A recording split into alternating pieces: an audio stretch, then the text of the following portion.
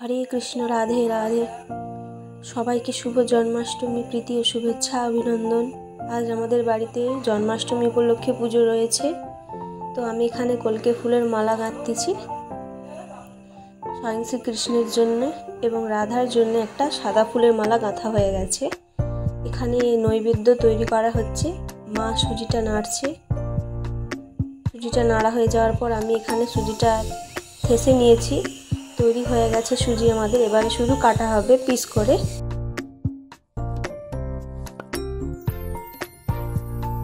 লুচি ভাজা হচ্ছে। আমি এখানে লুচি ভাজছি।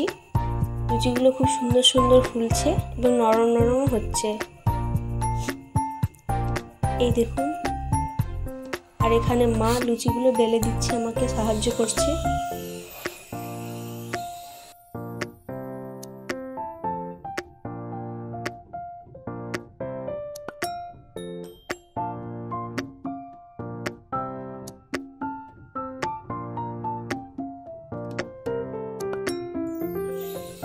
এরপর আমাদের এখানে গুলগুলি ভাজা হচ্ছে।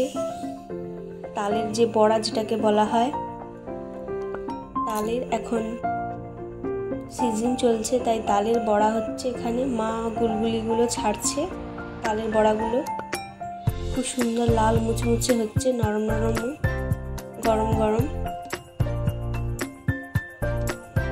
এরপর আমি ফলগুলো কেটে নিচ্ছি আস্তে আস্তে। নারকেলগুলো ছোট ছোট করে টুকরো করে নিচ্ছি। এরপর রয়েছে কলা, দুটো কলা কেটে নিলাম। ও এখানে নেবু, মৌসুমী নেবু কাটছি। ও খেজুর ফুল দিয়েছি কিছুটা। ও এরপর আপেল রয়েছে, আপেলও দিলাম।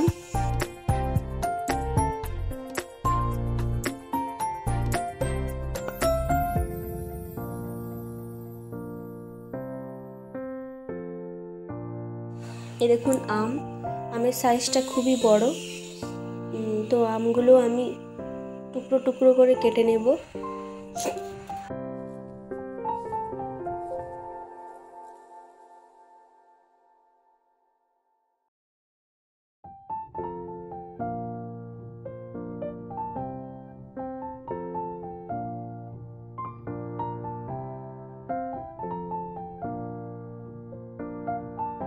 এবার আমি কৃষ্ণের জন্য কিছু পছন্দের জিনিস ক্যাডবেরি নিচ্ছি।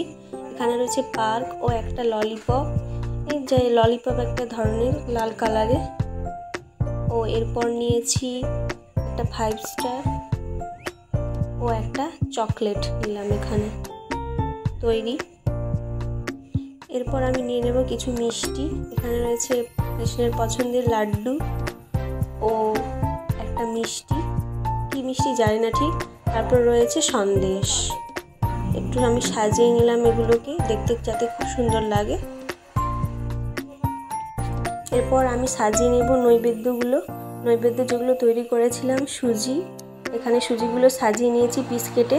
তারপর রয়েছে তালের বড়া। এখানে রয়েছে ক্ষীর যেটা তৈরি করেছিলাম, ভিডিওটা আগে করা হয়নি। কৃষ্ণের পছন্দের জিনিস। আর এখানে রয়েছে নারকেল নাড়ু ও এখানে রয়েছে লুচি।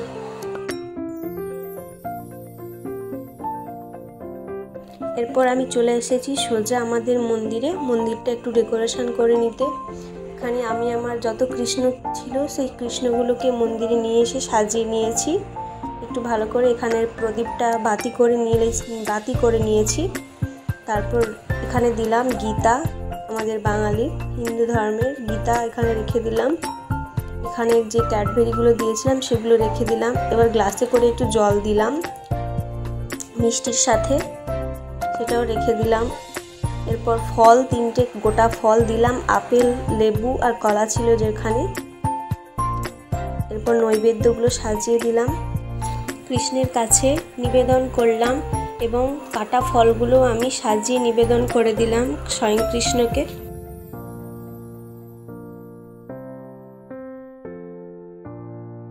এটা হচ্ছে ধূপদানি, আমার খুব পছন্দের ধূপদানিটা, খুব সুন্দর। এটা পেতলের। এই দেখুন এখানে 5টি ছাঁদা করা রয়েছে ধূপ রাখার জন্য, যেটাকে আগরবাতি স্ট্যান্ড বলা হয়। এরপর আমি কিছুটা চন্দন ঘুটে নেব। প্রথমে আমি নিজে পড়লাম নিজেকে শুদ্ধ করবার জন্য 3 বার। এরপর আমি ফুলে কিছুটা চন্দন মাখিয়ে নেব ফুলগুলো শুদ্ধ করার জন্য। কিছুটা ফুলে ছিটিয়ে নিলাম। এরপর আমি কৃষ্ণকে ও রাধাকে দুজনকেই আমি চন্দন পরাবো। কৃষ্ণকে প্রথমে পরিয়ে দিলাম, যেহেতু জন্মাষ্টমী।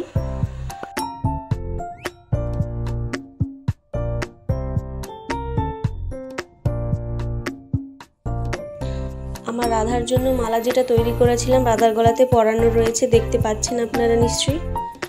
এরপর আমি নৈবেদ্যগুলোতে তুলসী পাতা দিয়ে দিলাম। প্রত্যেকটা নৈবেদ্যতে আলাদা আলাদা করে তুলসী পাতা দিয়েছি।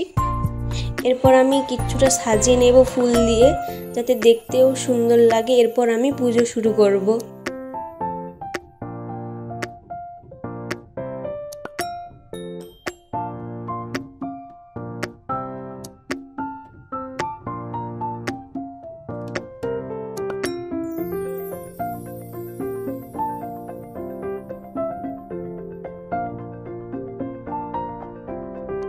আমার পুজো শুরু হয়ে গেছে, দেখতেই পাচ্ছেন ধূপ জ্বালিয়ে দিয়েছি, প্রদীপ জ্বলছে।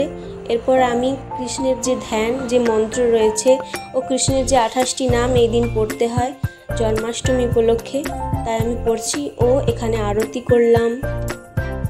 আরতি করা শেষ হয়ে গেছে, এবার আমার পুজো শেষ। এই দেখুন আমার পুজোর কমপ্লিট। আমার পুজোটা কেমন লাগলো আপনাদের অবশ্যই কমেন্ট করে জানাবেন এবং অবশ্যই একটা লাইক দিবেন এবং সাবস্ক্রাইব করবেন আমার চ্যানেলটা, এবং অবশ্যই শেয়ার করবেন ও কিছু ভুল হয়ে থাকলে ক্ষমা করবেন। টাটা বাই, সবাই ভালো থাকবেন। রাধে রাধে, হরে কৃষ্ণ।